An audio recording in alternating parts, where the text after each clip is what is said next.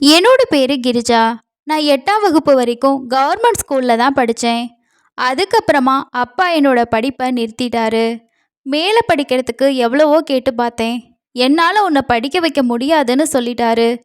நானும் என்னோட அப்பாவும் தனியாக தான் வாழ்ந்துட்டுருக்கோம். என்னோட அப்பா ஒரு நாள் வேலைக்கு போய் சம்பாதிச்சா அந்த பணத்தை அடுத்த நாள் மதுக்கடையில் செலவழிச்சிருவாரு. நீ வீட்டில் சும்மா தானே இருக்க, நீயும் வேலைக்கு போய் சம்பாதிக்கலான்னு சொல்லி அப்பா என்னை ஒரு முதலாளி கிட்ட கூட்டிகிட்டு போயிட்டு அவங்களோட வீட்டில் வேலை செய்கிறதுக்கு சேர்த்து விட்டாரு. அந்த வீட்டோட முதலாளிக்கு 55 வயசு இருக்கும். ஆனால் அவரோட வயசை விட பார்க்க ரொம்ப இளமையாக தெரிஞ்சாரு. அவரோட வீட்டில் அவரை தவிர வேற யாருமே இல்லை.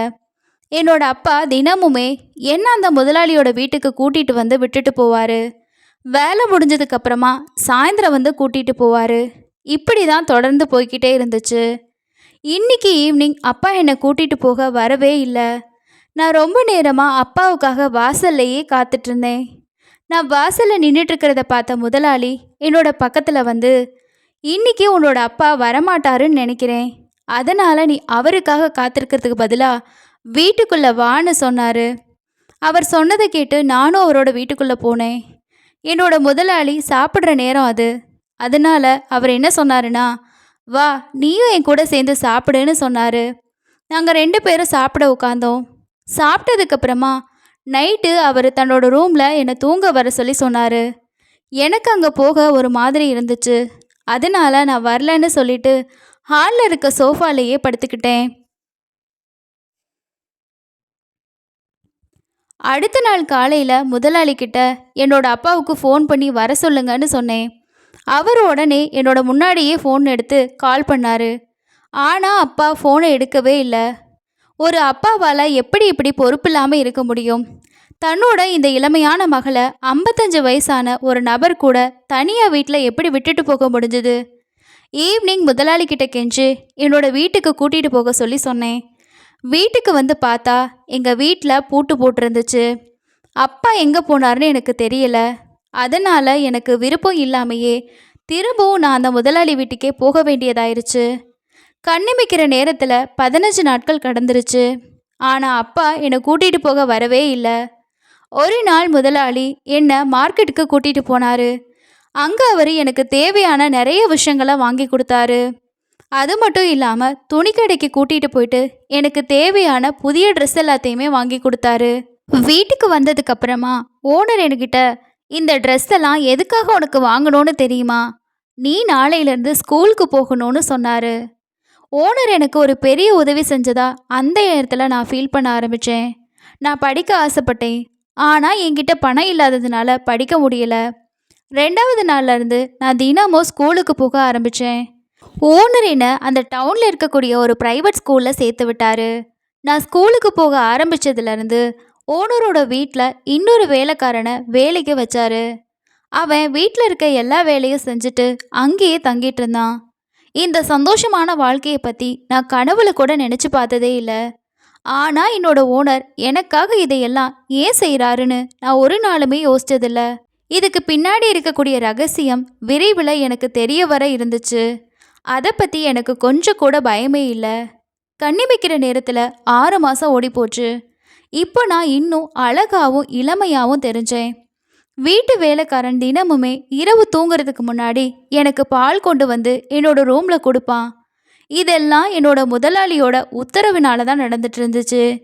காலையில் நான் என்னோட முதலாளி கூட வாக்கிங் உடற்பயிற்சி செய்வேன். இப்படி தான் ஒரு நாள் நானும் ஓனரும் உடற்பயிற்சி செஞ்சுட்டு இருக்கும்போது அப்போ ஓனர் என்கிட்ட வந்து, இன்னைக்கு நான் உனக்கு ஒரு புதுவிதமான பயிற்சியை சொல்லி கொடுக்குறேன்னு சொன்னார். முதலாளி எனக்கு அந்த பயிற்சியை கற்றுக் கொடுக்க ஆரம்பித்தார். அப்போ வீட்டோட வேலைக்காரன் முத்து அங்கே வந்தான். நாங்கள் 2 பேரும் அந்த பயிற்சியை செஞ்சிட்ருக்கும்போது முதலாளி எனக்கு உதவி செஞ்சிட்டு இருந்தாரு. அதை பார்த்த முத்து தன்னோட முகத்தை திருப்பிக்கிட்டான். அதுக்கப்புறமா முதலாளியை பார்க்குறதுக்கு வெளியே ஒரு நபர் வந்திருக்காருன்னு சொல்லி சொன்னான். அதுக்கப்புறமா முதலாளி அந்த பயிற்சியை அப்படியே நிறுத்திட்டு முத்துக்கிட்ட, இன்னிலிருந்து நீ உள்ளே வர்றப்போ கதவை தட்ட மறக்காதுன்னு சொன்னார். ஒருவேளை முத்து இப்படி உள்ளே வந்தது முதலாளிக்கு பிடிக்கலையோன்னு நினச்சேன். முதலாளி வெளியே போனதுக்கப்புறமா முத்து என்னை வித்தியாசமான கண்ணோட்டத்தில் பார்க்க ஆரம்பித்தான்.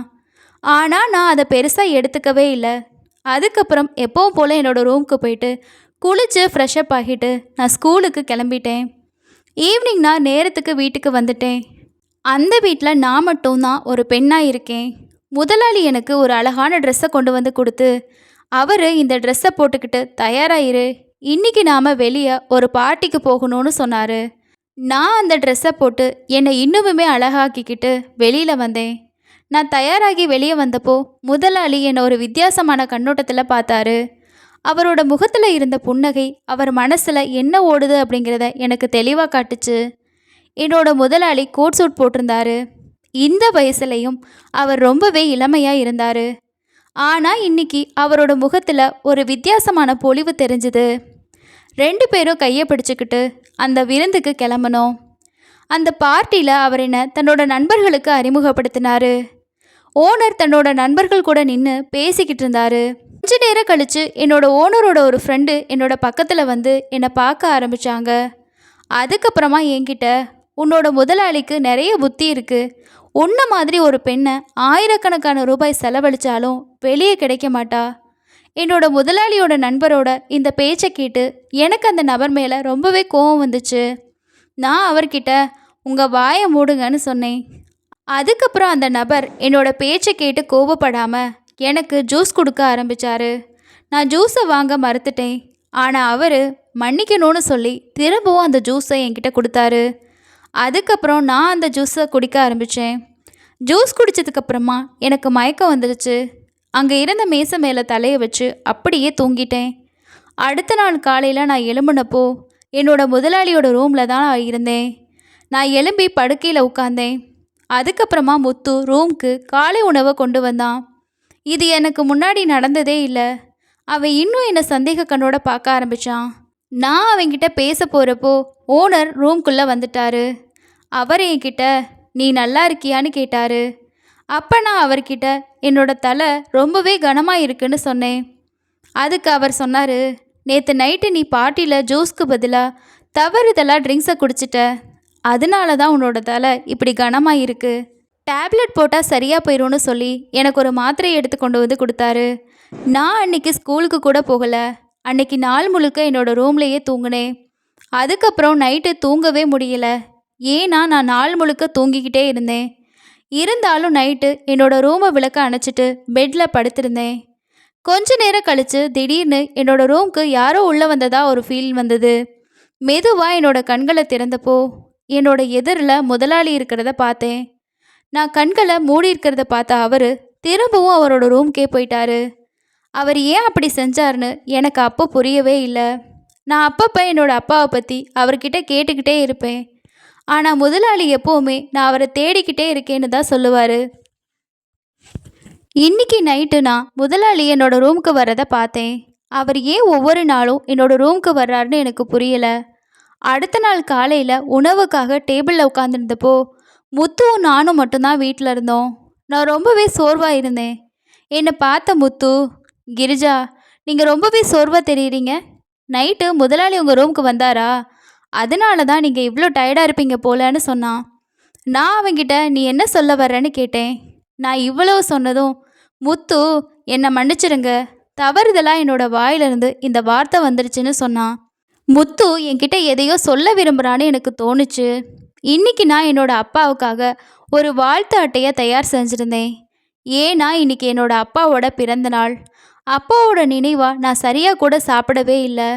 அப்பாவோட நினைவு எனக்கு அழுகையே வந்துச்சு. அப்போ முதலாளி என்னோடய ரூமுக்கு வந்தார். நான் அழுதுட்டுருக்கிறத பார்த்து ஏன் அழுகிறேன்னு கேட்டார். என்னாச்சு, ஏன் அழுகிற? நான் அவர்கிட்ட எனக்கு ரொம்பவே அப்பாவோட நினைவு அதிகமாக இருக்குது. இன்றைக்கி அவருக்கு பிறந்த நாள். நான் அவருக்காக ஒரு வாழ்த்து அட்டையை கூட தயார் செஞ்சுருக்கேன். அந்த வாழ்த்து அட்டையை பார்த்த முதலாளி மிக விரைவாக நான் உன்னோட அப்பாவை கூட்டிகிட்டு வருவேன்னு சொன்னார். அதுக்கப்புறமா ஓனர் எதுவுமே சொல்லாமல் அந்த ரூம்லேருந்து வெளியே போயிட்டாரு. நான் இன்னைக்கு நைட்டு முழுக்க தூங்கவே இல்லை. அதனால் எழும்பி சமையலறைக்கு போயிட்டு கொஞ்சம் தண்ணி குடிக்கலான்னு போனேன். சமையலறையிலேருந்து ஜன்னல் வழியாக வெளியே பார்த்தேன்.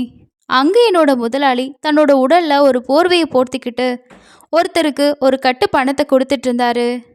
நான் ஜன்னலுக்கு பக்கத்தில் போய் பார்த்தப்போ பணம் வாங்கினது வேற யாருமே இல்லை, அது என்னோட அப்பா தான். ஆனால் ஏன் இவ்வளவு பணம் வாங்கிட்டு இருக்காருன்னு எனக்கு தெரியல. நான் என்னோட அப்பாவை நினச்சி தினமுமே அழுதுட்டு இருக்கிறது முதலாளிக்கு நல்லாவே தெரியும். அவர் என்னோட அப்பாவை சந்திக்க சொல்லிட்டு ஏன் அவருக்கு பணம் கொடுத்துட்ருக்காரு? என்னோட அப்பாவுக்கும் என்னோட முதலாளிக்கு இடையில என்ன நடந்துட்டுருக்கு? எனக்கு எதுவுமே புரியல. நான் அப்பாவை கூப்பிடலான்னு நினச்சேன். அப்போ அப்பா அங்கேருந்து பணத்தை எடுத்துக்கிட்டு போயிட்டாரு. முதலாளி வீட்டுக்குள்ளே வர்றதுக்கு முன்னாடி நான் விரைவாக போயிட்டு என்னோட படுக்கையில் படுத்துக்கிட்டேன். கொஞ்ச நேரம் கழித்து முதலாளி வீட்டுக்குள்ளே வந்துட்டாரு. அதுக்கப்புறம் அவர் எப்பவும் போல் என்னோட ரூமுக்கு வந்தார். அந்த நேரத்தில் நான் என்னோட கண்களை இறுக்கமாக மூடிக்கிட்டேன். அவர் என்னோட ரூமுக்கு வந்து கொஞ்ச நேரம் எட்டி பார்த்துட்டு அதுக்கப்புறம் அவரோட ரூமுக்கு போயிட்டாரு.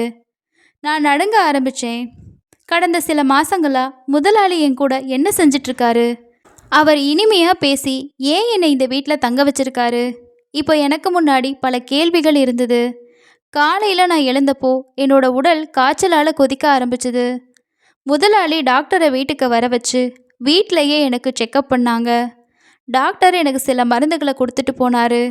முதலாளி அன்னைக்கு ஆஃபீஸ்க்கு போகவே இல்லை. அவர் நாள் முழுக்க என்னை பார்த்துக்கிட்டே இருந்தார். அவர் என்கிட்ட, நீ இப்படி நோய்வாய்ப்படலாமா?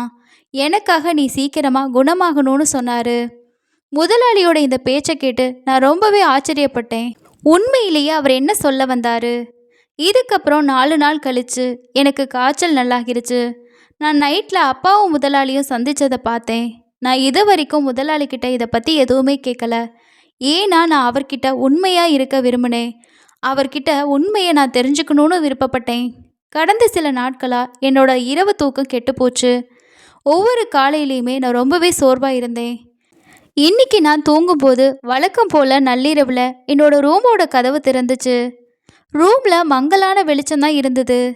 மற்ற எல்லா இடங்களும் இருட்டாக இருந்துச்சு. கதவை திறந்து திரும்பவும் மூடிக்கிச்சு. சில நொடிகளில் யாரோ என்னோட பக்கத்தில் படுத்திருக்கிறதா ஃபீல் பண்ணேன். அப்போ என்னோட கண்களை திறந்து விரைவாக எழும்பி ரூமோட விளக்கை ஆன் பண்ணேன். பக்கத்தில் முத்து என்னோட படுக்கையில் படுத்திருக்கிறத பார்த்தேன். கோபத்தோடு அவன்கிட்ட, நீ என் கூட என்ன செஞ்சிட்ருக்கன்னு கேட்டேன். நான் இவ்வளவு சொன்னதும் முத்து எழும்பி நின்னான். அதுக்கப்புறம் நான் அவன்கிட்ட, உன்னோட இந்த செயலை பற்றி நான் முதலாளிக்கிட்ட சொல்லுவேன்னு சொன்னேன். நான் இவ்வளவு சொன்னதும் முத்துவோட வாயிலிருந்து அந்த விஷயம் வெளியே வந்துச்சு. நீ ஒவ்வொரு நைட்டும் சந்தோஷமாக உன்னோட முதலாளி கூட நைட்டு இருக்க. ஒரு நாள் நைட்டு அதே மாதிரி என் கூட இருந்தா என்ன? அவன் இவ்வளவு சொன்னதும் நான் அவன்கிட்ட, நீ என்ன பேசுகிற? அதுக்கப்புறம் அவன் பேச ஆரம்பித்தான். நான் டெய்லியும் நைட்டு பார்க்குறேன். முதலாளி மிட் நைட்டில் உன்னோட ரூமுக்கு வந்து நேரம் செலவழிச்சிட்டு போகிறாரு. எனக்கு எல்லாமே தெரியும். நீயும் முதலாளிக்கு வேலைக்காரி தானு. ஒரு வேலைக்காரி மேலே இப்படி யாரும் கருணை காட்ட மாட்டாங்கன்னு எனக்கு தெரியும். உன்னோட அழகை முதலாளி பயன்படுத்திக்கிறாரு. நீ அந்த கிழவனுக்கு ஒரு நல்ல மனசை மகிழ்விக்கக்கூடிய ஒரு பொம்மை. அவனோட வார்த்தைகள் மேலே அவனுக்கு எந்த கட்டுப்பாடுமே இல்லை. நான் முத்துவோட காதுக்கு கீழே ஒரு பலத்த அறையை விட்டுட்டு அவனை என்னோட ரூம்லேருந்து வெளியே போக சொல்லி திட்டினேன். முத்துவோட பேச்சிலேருந்து முதலாளியோட உணர்வுகள் என்னன்னு எனக்கு புரிய ஆரம்பிச்சுது. இப்போது ஓனரோட உண்மையான முகத்தை தெரிஞ்சுக்கிறதுக்கான நேரம் வந்துருச்சு. அவர் எதுக்காக இதெல்லாம் செஞ்சிட்ருக்காருன்றத நானே நேரடியாக கண்டுபிடிக்கணும்னு நினச்சேன். அடுத்த நாள் நைட்டு நான் முதலாளியோட ரூமுக்கு போனேன். அவரோட ரூமில் எல்லா இடமுமே இருட்டாக இருந்துச்சு. நான் மெதுவாக அவரோட பக்கத்தில் போனேன். நான் அவரோட கையை பிடிச்சேன். அப்போ அவர் தன்னோட அறையோட விளக்கை ஆன் பண்ணார். அதிர்ச்சியான ஓனர் என்னை பார்த்து, நீ இங்கே என்ன செஞ்சிட்ருக்க? நீ உன்னோட சுயநினைவில் தான் இருக்கியா? நீ என்ன தவறு செய்கிறேன்னு உனக்கு புரியுதான்னு கேட்டார். அப்போ நான் அவர்கிட்ட, நான் தவறு செய்கிறேனா? நீங்கள் அந்த நைட்டு இருட்டில் மறைஞ்சிக்கிட்டு என்னோட அப்பாவுக்கு கட்டுக்கட்டாக பணம் கொடுக்கும்போது நான் அங்கேருந்து பார்த்துக்கிட்டு தான் இருந்தேன். அது மட்டும் இல்லாமல் நைட்டில் என்னோடய ரூமுக்கு வந்து என்னோட பக்கத்தில் உட்காந்து என்னை பார்த்துட்டு போகிறது எனக்கு தெரியும். ஒரு வேலைக்காரிக்கு நீங்கள் இவ்வளோ பெரிய உதவியை எப்படி செய்ய முடியும்? நீங்கள் உங்கள் மனசில் ஏதாவது எதிர்பார்ப்பு இல்லாமல் இதை எல்லாத்தையுமே செய்ய முடியாதுன்னு சொன்னேன். அதுக்கப்புறம் தயவு செஞ்சு என்னோடய அப்பாவை என்கிட்ட சந்திக்க வைங்கன்னு சொன்னேன். நான் இவ்வளவு சொன்னதும், உன்னோட அப்பாவுக்காக இந்த நிலைமைக்கு நீ போகிறது சரியில்லைன்னு சொன்னார். உன்னோட அப்பாவுக்கு குடிப்பழக்கம் மட்டும் கிடையாது, சூதாட்ட பழக்கமும் இருக்குது. அந்த பழக்கத்தில் தன்னோட வீட்டையே அவர் இழந்துட்டாரு. அதுக்கப்புறம் உன்னோட சொந்த மகளை அவர் சூதாட்டத்தில் வச்சு தன்னோட குடிகார நண்பர்கள்கிட்ட உன்னை விற்கவும் ஆரம்பித்தார். ஆனால் எனக்கு உண்மை தெரிஞ்சதும் நான் உன்னோட அப்பா கிட்ட கேட்ட அளவுக்கு பணத்தை கொடுத்தேன். நான் உன்னை என்னோட மகளாக ஏற்றுக்கிட்டேன். உன்னோட அப்பா மேலே எனக்கு இவ்வளவு அன்பு இருக்கிறத பார்த்து நான் உனக்கு அவரோட உண்மையை சொல்ல விரும்பலை. எந்த ஒரு பொண்ணும் இதயத்தில் தன்னோட தந்தை மேலே வெறுப்பை நான் உருவாக்க விரும்பலை. நான் என்னோட மகளையும் மனைவியையும் ஒரு விபத்தில் இழந்துட்டேன். கடவுள் எனக்கு நிறைய செல்வத்தை கொடுத்துருக்காரு. ஆனால் அந்த சொத்துக்கு வாரிசு இல்லை. நீ வந்ததுக்கப்புறமா உன்னோட அன்பால் இந்த வீட்டில் குழந்தை இல்லாத குறையே நீங்கிருச்சு. நீ எந்த கெட்ட வலையிலையும் சிக்கிடக்கூடாதுன்னு நான் நினச்சேன். அதனால தான் உனக்கு தெரியாமல் உன்னோட அப்பா கிட்டேருந்து உன்னை தத்தெடுத்தேன். இப்போ நான் உனக்கு முழுமையான உண்மையும் சொல்லிட்டேன். இப்போ நீ என்ன முடிவெடுத்தாலும் அதுக்கு நான் ஒத்துக்கிறேன். அதுக்கப்புறம் அவரை நான் முதலாளி அப்படிங்கிறதுக்கு பதிலாக அப்பான்னு கூப்பிட ஆரம்பித்தேன். நான் அவரை அப்பான்னு கூப்பிட ஆரம்பித்ததுக்கப்புறமா அவரோட கண்களில் ஆனந்த கண்ணீர் வந்துச்சு. நான் அப்பா கிட்ட முத்துவோட செயலை பற்றி சொன்னதுக்கப்புறமா அவர் உடனடியாக அவனை வேலையிலேருந்து நீக்கிட்டாரு. அது மட்டும் இல்லாமல் அவருக்கு முத்து மேலே ரொம்ப நாளாகவே சந்தேகம் இருந்ததாகவும் என்கிட்ட சொன்னார். அதனால தான் அவர் நைட்டு என்னோடய ரூமுக்கு வந்து நான் சேஃபாக தூங்குறேனா அப்படின்னு சொல்லி பார்த்துட்டு போயிருக்காரு. ஒரு தந்தையோட கடமை குழந்தைகளை பெற்றுக்கிறது மட்டும் இல்லை, அவங்களுக்கு நல்ல கல்வியை கொடுத்து அவங்கள நல்ல முறையில் வளர்க்குறதும் தான். என்னோட அப்பா ஒரு குடிகாரராக இருந்தால் கூட எனக்கு அப்பாங்கிற உறவு ரொம்பவே முக்கியம் அப்படின்னு சொல்லி நான் வேலைக்கு வந்ததுக்கப்புறமா கூட நிறைய நாள் அவரை நினச்சி அழுதுருக்கேன். ஆனால் அவர் என்ன ஒரு பணம் கொடுக்கக்கூடிய மரமாக தான் யோசிச்சிருக்காரு. என்ன தன்னோட மகளாக யோசித்து என்னோட நல்லது கெட்டதுகளை அவர் நினச்சிருந்தா என்ன அப்படி விட்டுட்டு போயிருக்க மாட்டார். ஆனால் எனக்கு என்னோட முதலாளி ரூபத்தில் இன்னொரு அப்பா கிடச்சிருக்காரு. என்னோட வாழ்க்கை இன்னொரு அத்தியாயத்தை நோக்கி நகர ஆரம்பிச்சது.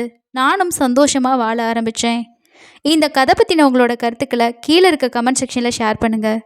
அடுத்த இன்னொரு சுவாரஸ்யமான கதையில் சந்திக்கலாம். நன்றி.